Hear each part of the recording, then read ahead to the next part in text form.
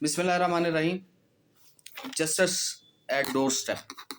हम इस वर्ड का अक्सर सुना करते थे, इस फ्रेज को, लेकिन with the passage of time judiciary ने ये डिसाइड कर लिया है कि अब हमने काम नहीं करना, मराहत हमने लेनी है और बेनिफिट्स लेने हैं, काम हम नहीं करेंगे। जजेस ने ये डिसाइड कर लिया कि हम काम नहीं करेंगे और इसके लिए हम इतना मुश्किल बना देंगे, इंसाफ को इतना महंगा बना देंगे और इतना मुश्किल बना देंगे कि हम तक पहुंचने के लिए किसी को भी पुलिस रात क्रॉस करना पड़ेगा, तब हम आएंगे।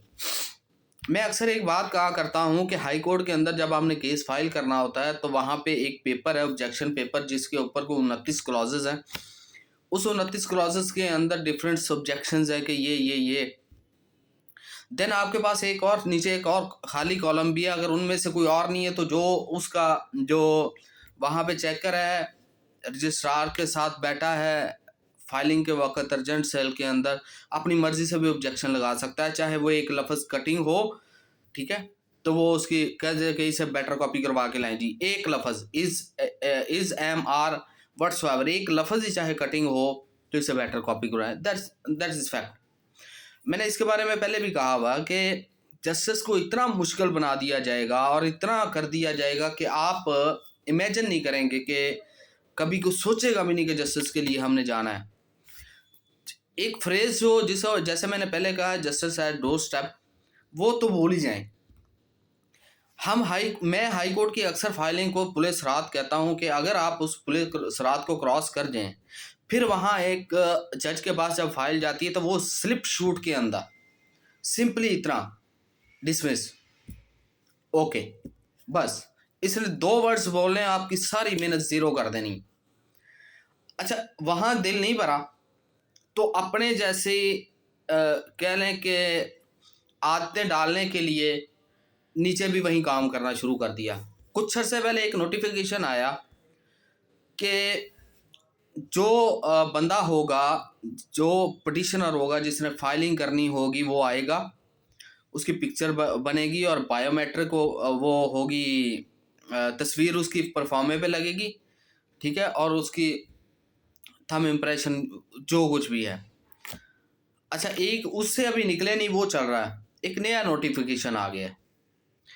अभी अभी मैं एक कोर्ट से आया हूँ और आई वाज शॉक्ड के जहाँ ना तो जजेस फ्री बैठे हैं, मार्किंग ब्रांच फ्री बैठी है, जहाँ ना तो दायरेगी हो रही है, जहाँ ना तो वहाँ वकालतनामा लिया जा रहा है, चाहे अपोजिट पार्टी का हो, डिफेंडेंट का हो, अपोजिट पार्टी का हो, अक्यूज का हो, और ना ही कोई जवाब जमा किया जा रहा है, सेशन एंड सिविल दोनों। अच्छा, अब मज़े की बात यह कि वो पिटिशनर, वो जो बंदा है जिसने वकालतनामा डिफेंडेंट ने देना है, वो साथ खड़ा हुआ है कि हम वकालतनामा जमा कराने आए जी, बंदा सामने है। अच्छा जी, नहीं, आप ऐसा करें कि आप पहले, आपको हम जस्टिस ज़रूर देंगे, लेकिन आप यहाँ से पहले ऑटो पकड़ें, ऑटो पकड़ के आप जाएं हाई कोर्ट, हाई कोर्ट से आप नादरा ऑफिस, नादरा ऑफिस से आपको हो सके तो ऐड कर दें, ये दूर कहीं दरबार की तरफ हाज़िरी लगा के आएँ, और फिर आप वापस आएँ हमारे पास, फिर हम आपकी वकालतनामा लेंगे आपकी तरफ से। सच अ रबिश थिंग। इतनी जस्टिस को इतना सख्त बना देना। पुराने ज़मानों में ये होता था, सुनते थे कि वो बेल लगी होती थी, बजाते थे और अंदर आके अपना मुद्दा बयान कर लेते थे। यहाँ हाई कोर्ट ने अपनी जैसी आदतें डालने के लिए यहाँ सारा सिस्टम कर दिया। मेरे पास वो वेबसाइट है, तरीका सुन लें। पहले आप ऑनलाइन जाएंगे हाई कोर्ट की वेबसाइट पे, वहाँ आपको अपने परफॉर्मा सारा कुछ फाइल करेंगे, फाइल करने के बाद उसका प्रिंट लेंगे, फिर नादरा ई सहूलत सेंटर जाएंगे, वहाँ अंगूठा लगवाएंगे और वो एंट्री के जो आपने नंबर दिया होगा वो पेपर निकालेगा, उस पेपर को आपने देना है, अपनी फाइल के साथ लगाना है, तब आप फाइलिंग होगी। मजाक हो रहा है, ये जस्टिस सिस्टम के साथ मजाक नहीं है तो और क्या है।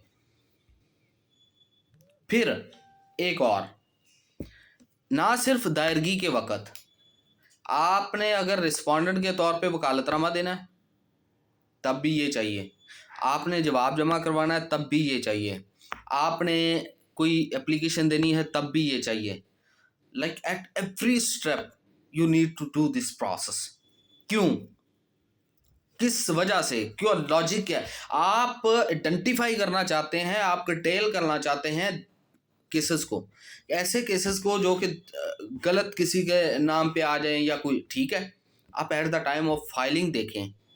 और आप अगर फाइलिंग के वक्त चलें, आपने करना कर लें, फिर रिस्पोंडेंट को आप इस तरफ लेके आ रहे हैं, डिफेंडेंट को आप इस तरफ लेके आ रहे हैं, और एक एक एप्लीकेशन पे। अब एक तो ये सिनेरियो, फिर मुझे ये बताया जाए a person who is overseas Pakistani, वो ये प्रोसेस कैसे करेगा?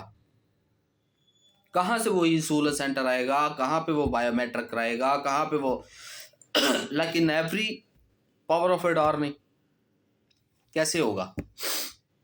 जरा ये जस्टिफाई कर देना। और कुछ बंदे, एक केस होता है, मैं एक जो इवॉल्व करना चाह रहा हूँ, और वो रिस्पोंडेंट हैं कराची के, इस्लामाबाद के, फैसलाबाद के, व्हाट्सएवर। उन्होंने अगर वकालतनामा देना है तो वो यहाँ आएंगे, उन्होंने कोई एप्लीकेशन देनी तो वो यहाँ आएंगे, आपके सामने बायोमेट्रिक करवाएंगे, तब आप करेंगे। क्या बेहुदा मजाक है यार। जस्टिस को जस्टिस रहने दो।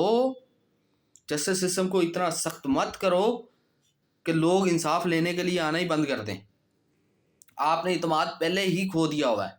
जस्टिस सिस्टम पे लोगों का इत्मीनान नहीं है, ये मैं क्लियरली कह रहा हूँ। लोग कहते हैं यार अदालतों में जाएंगे तो 10-10 साल लग जाएंगे हमें, बाढ़ में जाए, अगर हमने कुछ करना है तो छोड़े जी, हो गया।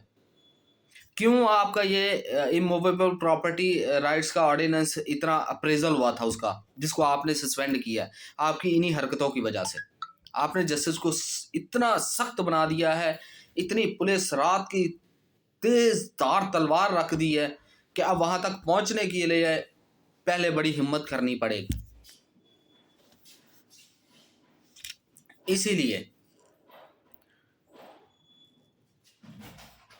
तो बेहतर ये है कि इसको कोई आसान रास्ता निकालें। आपने बायोमेट्रिक करनी है, आप बायोमेट्रिक की सहूलत रखें। इसके लिए आपको हर अदालत में फिर बायोमेट्रिक देनी पड़ेगी। आप हमें सहूलत सेंटरों की तरफ ना भेजें। यानी आप पहले हाई कोर्ट की वेबसाइट से अपना पहले प्रिंट निकालें, फिर ई सहूलत सेंटर जाए, वहां से प्रिंट लेके आके फिर आपको वकालतनामा दें।